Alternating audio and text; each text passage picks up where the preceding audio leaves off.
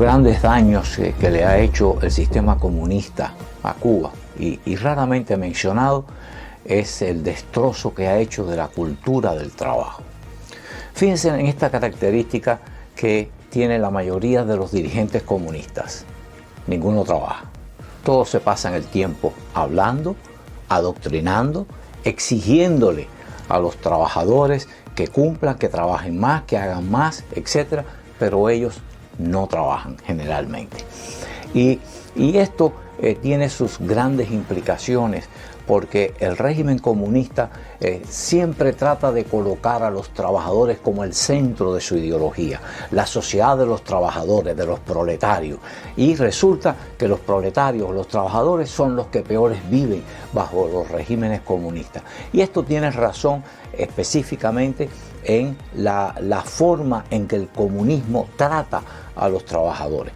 Primero, explotando, exigiéndoles siempre que trabajen más y que cumplan con metas que no se pueden cumplir. Los obligan a trabajar horas extras, le están pidiendo que vayan a trabajar voluntarios los fines de semana en la agricultura, que no tiene nada que ver con su oficio, con su trabajo, exigiéndole incluso lealtades políticas, que vayan a participar en los actos de repudio en contra de otros cubanos, o incluso, peor todavía, en las brigadas de respuesta rápida para ir a golpear a los disidentes o a las personas que tienen otras opciones de libertad en el país. O sea, es un sistema que usa a los trabajadores y no que los enaltece ni los trata de beneficiar. Y esto tiene su manifestación en diversas maneras. Fíjense cómo los trabajadores nunca reciben aumentos salariales.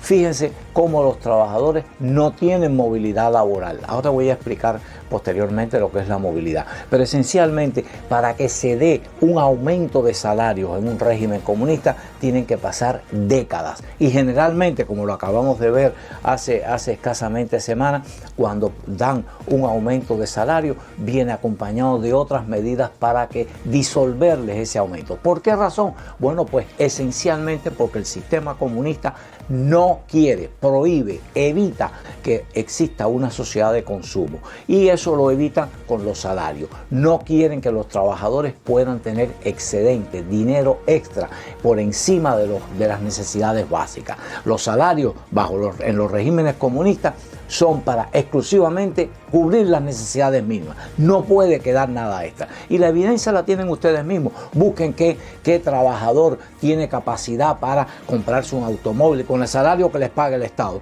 para comprarse su automóvil, o para poder vacaciones, o para realizar la boda de los hijos, o para mejorar una vivienda, o para adquirir una vivienda. Ninguno, no existe. Entonces, estas son características que tienen los regímenes comunistas de destrozar la cultura del trabajo, y por eso no hay incentivo en el trabajo, no hay movilidad laboral tampoco. ¿Qué cosa es la movilidad laboral? La capacidad de que los trabajadores puedan avanzar en sus empleos, puedan mejorar sus empleos y puedan mejorar, por supuesto, la categoría de su empleo y su salario. No existe, no hay un mercado laboral de competitividad donde el trabajador pueda cambiar e irse a aplicar, a solicitar empleo en otro negocio, en otra empresa donde sus talentos, sus capacidades puedan ser mejor remuneradas. No existe tampoco. Entonces, todo esto, ¿qué es lo que produce?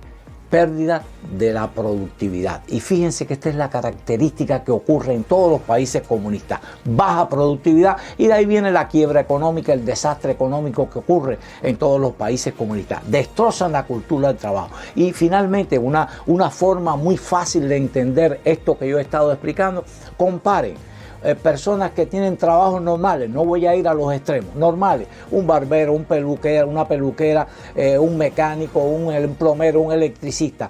¿Cómo viven estas personas en una sociedad comunista? Viven como prácticamente cubriendo necesidades. Ninguno puede darse ningún extra en su vida. Sin embargo, estas mismas personas con estos mismos oficios en una sociedad libre tienen la capacidad de poder comprar su casa o pagarla, de tener un automóvil, no un automóvil de lujo ni del último año, pero un automóvil de uso, un automóvil para moverse, para mover con su familia, poderle celebrar la boda a los hijos, poder tener una vacación un día al año con la familia. Esta es la gran diferencia que existe en la sociedad, en la cultura del trabajo bajo el comunismo y en una sociedad libre.